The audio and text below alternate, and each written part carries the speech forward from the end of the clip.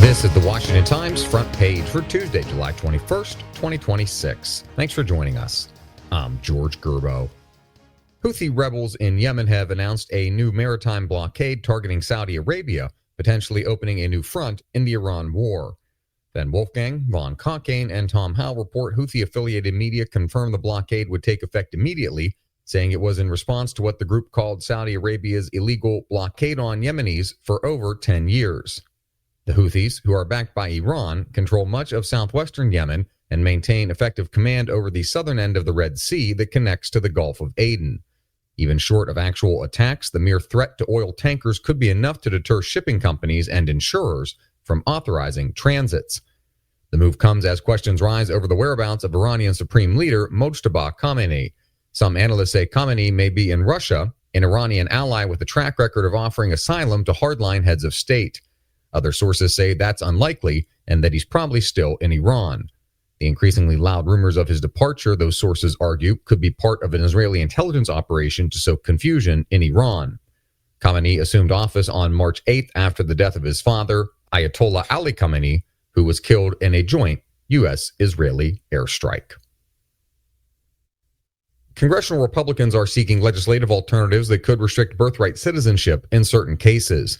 Some of the bills seek to maneuver at the edges of the Supreme Court's ruling last month guaranteeing the right, Stephen Dinan reports.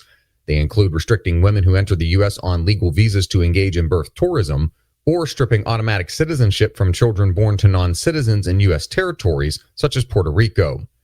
Other legislation will attempt to establish Congress's right to define citizenship. President Trump has endorsed South Carolina Republican Senator Darlene Graham for a full term to succeed her late brother Lindsey in the Senate. Susan Ferricchio reports Graham was appointed last week by South Carolina Governor Henry McMaster to serve as a temporary replacement, but announced Monday she'd run for a full term in this year's election. Graham announced her intention to run 3 days after the president publicly called on her to replace her brother for a full term. She'll have to prevail against more experienced and well-known conservative lawmakers who have either announced their candidacy or are considering one. The filing period opens Tuesday and ends July 28th. And finally, political strategists on both sides of the issue say Congress has little chance of renewing a Trump administration freeze on federal funding to Planned Parenthood that expired July 4th. Sean Salai reports analysts say the White House views the policy as a losing issue for Republicans in the midterm elections. Democratic strategist Emily Suttle-Braun ruled out Republicans extending the freeze even after the midterms. She pointed to Senate procedural hurdles and the Trump administration's decision to let the policy lapse quietly rather than own a renewal fight in an election year.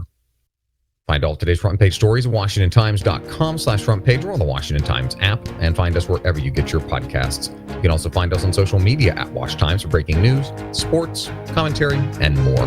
For the Washington Times, I'm George Gerbo.